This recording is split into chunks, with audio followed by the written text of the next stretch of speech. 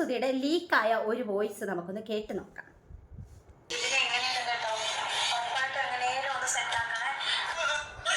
നമുക്കൊരു വീഡിയോ ചെയ്യണം 15-ാം തീയതി. അപ്പോൾ ഡിബിനെ, നീ എങ്ങനെയെങ്കിലും നല്ലൊരു കണ്ടന്റ് തന്നെ എടുത്തേക്കണേ. നമുക്ക് വൈറലാവണം. അത്യാവശ്യം എന്ത് വിവാദം ഉണ്ടായാലും എനിക്ക് കുഴപ്പമൊന്നുമില്ല കേട്ടോ. എനിക്ക് എങ്ങനെയെങ്കിലും വൈറലായാൽ മതി. ഞാൻ ഓക്കെയാണ്. എന്ത് വിവാദം ഉണ്ടായാലും ഞാൻ ഓക്കെയാണ്. അപ്പം നിങ്ങൾക്ക് എല്ലാം റെഡി ആക്കിയിട്ട് കാണാം. ഓക്കെ. ഞാൻ ആദ്യമേ മുതലേ വീഡിയോയ്ക്കകത്ത് പറയുന്നൊരു കാര്യമാണ്, വിവാദങ്ങളിൽ കൂടി വന്ന ഒരാളാണ് രേണുസുധി. നേരായ മാർഗത്തിൽ നല്ല രീതിയിലൊന്നും അവർക്ക് ഈ ഫീൽഡിൽ അധിക നാൾ പിടിച്ചു നിൽക്കാൻ കഴിയത്തില്ല. അതുകൊണ്ട് എപ്പോഴും ഇങ്ങനെ വിവാദങ്ങൾ സൃഷ്ടിച്ചുകൊണ്ടിരിക്കണം. അതിന് വേണ്ടിയിട്ടാണ് അവരുദ്ദേശിച്ച ആ ഒരു ആൽബം, കടപ്പറ സീനൊക്കെ ഉള്ള ഒരു ആൽബം അങ്ങോട്ട് വിചാരിച്ച പോലെ കത്തിയില്ല. ഞാൻ പറഞ്ഞില്ലേ, അധിക നാളൊന്നും ഇവർ ഈ ഫീൽഡിൽ ഉണ്ടാവത്തില്ല. ഇവരുടെ കാലമൊക്കെ കഴിഞ്ഞു. കാരണം ജനങ്ങൾക്ക് മടുത്തു തുടങ്ങി. ഇന്നലെ ഞാനൊരു വീഡിയോ കണ്ടായിരുന്നു ഇവരതിനകത്ത് പറയുന്നുണ്ട് 2 പേരെ വെച്ചിട്ടുണ്ട് കമന്റ് ഇടാൻ വേണ്ടിയിട്ടെന്ന്. അപ്പം ഇവര് നല്ലതുപോലെ ഈ സോഷ്യൽ മീഡിയയിൽ കളി പഠിച്ചൊരു സ്ത്രീയാണ്. സോഷ്യൽ മീഡിയയിൽ എങ്ങനെ നിലനിൽക്കാം, സോഷ്യൽ മീഡിയയിൽ എങ്ങനെ റീച്ചോടുകൂടി നിലനിൽക്കാം, അതിന് ഇവർക്ക് വേണ്ടത് നെഗറ്റിവിറ്റിയാണ്. അല്ലാതെ നല്ല മാർഗത്തിലൂടെ വന്നവരുമല്ല, നല്ല മാർഗത്തിലൂടെ നിൽക്കത്തുമില്ല. അവർക്കറിയാം. അപ്പം അവർ ഇതുപോലെ നെഗറ്റിവിറ്റി ഉണ്ടാക്കിക്കൊണ്ടിരിക്കുകയാണ്. കാരണം റിയാക്ഷൻ വീഡിയോ ചെയ്യുന്ന ആൾക്കാരുടെ അടുത്ത് റിയാക്ഷൻ ചെയ്യും, അതിലൂടെ വിവാദമാകും, കത്തി നിൽക്കും. എപ്പോഴും രേണുസുധി ഇങ്ങനെ കത്തി നിൽക്കും. അപ്പം ഒന്ന് താങ്ങുന്നു കാണുമ്പോൾ ഞാൻ ഒത്തിരി വീഡിയോയിൽ പറഞ്ഞതാണ്. പക്ഷെ ഇന്നും അത് മനസ്സിലാക്കാത്ത ആൾക്കാരുണ്ട്. കാരണം ഇവർ ഒരു പ്രശ്നം അങ്ങോട്ട് കഴിയുമ്പം അടുത്ത പ്രശ്നം ഇട്ട് ബിഷപ്പിനെ പിഴാവുന്നതിന്റെ മാക്സിമം ചവിട്ടി അരച്ച് നാശമാക്കി. അതുപോലെ തന്നെ ഫിറോസിനെ. ഇവർ 2 പേരുടെ ഇനി അങ്ങനെ ഓടത്തില്ല എന്ന് കണ്ടപ്പോൾ പുള്ളിക്കാരി അടുത്ത ഒരു റൂട്ട് പിടിച്ചിരിക്കുകയാണ്. കാരണം കുറച്ച് ക്ലീവേജ് ഒക്കെ കാണിച്ച്, എന്നിട്ട് പോലും ആ ഒരു കിടപ്പറ രംഗം, കാരണം ആദ്യത്തേത് കത്തിയായിരുന്നു, രണ്ടാമത്തെ അത്ര കത്തിയില്ല. കാരണം ഇവരുടെ യൂട്യൂബിൽ ഇടുന്ന ആ വീഡിയോസ് ഒക്കെ നോക്കിയാൽ എന്ത് വ്യൂസാണ് ഉള്ളത്? ഒന്നുമില്ല. ഈ സോഷ്യൽ മീഡിയയിൽ ഞങ്ങൾ ചെയ്യുന്ന ഈ റിയാക്ഷൻ കൊണ്ട് മാത്രം പിടിച്ചു നിൽക്കുന്ന ഒരു താരമാണ് ഈ രേണുസുധി. അപ്പം നമ്മുടെ വീഡിയോയ്ക്കടി വന്ന് കമന്റ് ഇടുന്ന തെറി വിളിക്കുന്ന ആൾക്കാരൊന്നും മനസ്സിലാക്കിയാൽ കൊള്ളാം. ഞങ്ങളെല്ലാവരും ഇവരെ കുറിച്ചിട്ടുള്ള റിയാക്ഷൻ വീഡിയോ നിർത്തിയാൽ തീരാവുന്നതേ ഉള്ളൂ. നീയൊക്കെ ഇപ്പൊ വാനോളം പുകഴ്ത്തി കൊണ്ട് നടക്കുന്ന ഈ രേണുസുധി പിന്നെ ഒരു ആൽബം ഒരു മണ്ണാങ്കട്ടയും കാണത്തില്ല ഇവർക്ക്. കാരണം എപ്പോഴും ഇങ്ങനെ വിവാദങ്ങളിൽ നിൽക്കുന്നത് കൊണ്ട് മാത്രമാണ് ഈ ഒരു ഫീൽഡിൽ അവരിങ്ങനെ നിന്നു പോകുന്നത്. അപ്പം ശരിക്കും പറഞ്ഞാൽ ഈ റിയാക്ഷൻ വീഡിയോ ഒക്കെ ചെയ്യുന്ന ഞങ്ങളെയൊക്കെ നിങ്ങൾ നമിക്കുകയാണ് വേണ്ടത്. ശരിക്കും പറഞ്ഞാൽ ഇവരുടെ വളർച്ചയ്ക്കും ഉയർച്ചയ്ക്കും കാരണം ഈ പറഞ്ഞ നിങ്ങളാരുമല്ല, ഈ റിയാക്ഷൻ വീഡിയോ ചെയ്യുന്ന ഞങ്ങളെപ്പോലെ ഉള്ളവർ തന്നെയാണ്. ഞങ്ങളെപ്പോലെ ഉള്ളവർ ഒന്ന് വിചാരിച്ചാൽ, ഒന്ന് നിർത്തിയാൽ തീരാവുന്നതേ ഉള്ളൂ ഈ രേണുസുധി എന്ന് പറയുന്ന ഈ വിവാദ നായിക. കുറച്ചെങ്കിലും ബുദ്ധിയുള്ളവർക്ക് ഈ കാര്യങ്ങൾ മനസ്സിലാക്കാവുന്നതേ ഉള്ളൂ.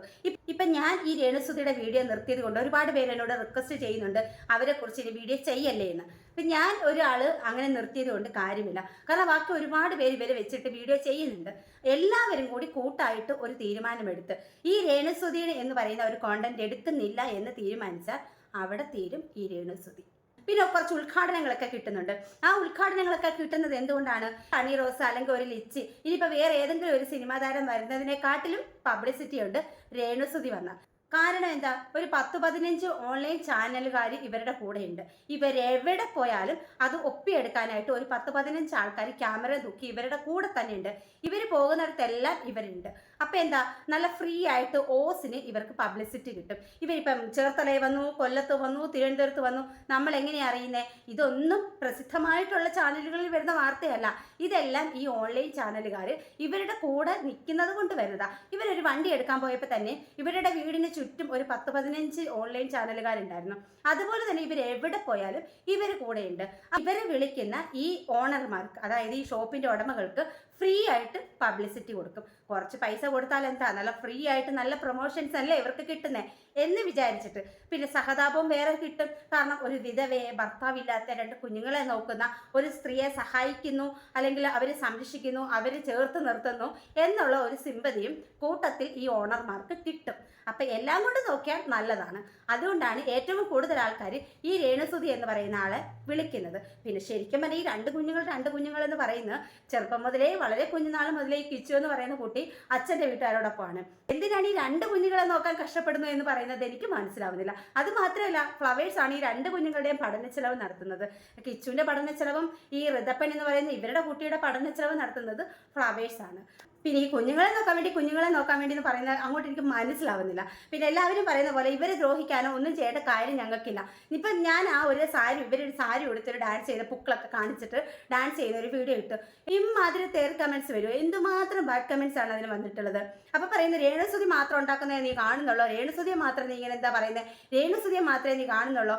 ഈ ഹണി റോസിന്റെ വീഡിയോ ചെയ്തിട്ടുണ്ട്, മാളവിക മേനോന്റെ വീഡിയോ ചെയ്തിട്ടുണ്ട്, ലിച്ചിയുടെ വീഡിയോ ചെയ്തിട്ടുണ്ട്. ഈ സോഷ്യൽ മീഡിയയിൽ കാണുന്ന അനീതിയായിട്ടുള്ള കാര്യങ്ങൾ എന്ത് കണ്ടാലും എടുത്ത് റിയാക്ട് ചെയ്യുന്ന ഒരാൾ തന്നെയാണ് ഞാൻ.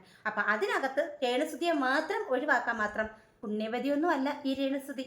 ഞങ്ങൾക്ക് പിന്നെ വാഴ്ത്തിപ്പാടുന്ന നിനക്കൊക്കെ അങ്ങനെയാണെങ്കിൽ അങ്ങനെ തന്നെ കൊണ്ടു നടന്നോ, ഒരു ചുക്കുമില്ല. പിന്നെ ഈ ബാഡ് കമൻറ്റ് ഇട്ട് എന്ന് കരുതിയിട്ട് ഒരു ലെവലേശം പോലും പിന്നോട്ട് പോകത്തും ഇല്ല. നല്ല നല്ല വീഡിയോസ് ചെയ്താൽ, നല്ല നല്ല ഇനോഗ്രേഷൻ ചെയ്താൽ, നല്ല നല്ല രീതിയിൽ ഇവർ റീൽസ് ഇട്ടാൽ ആരും ഇവരെ കുറ്റം പറയാൻ വരത്തില്ല.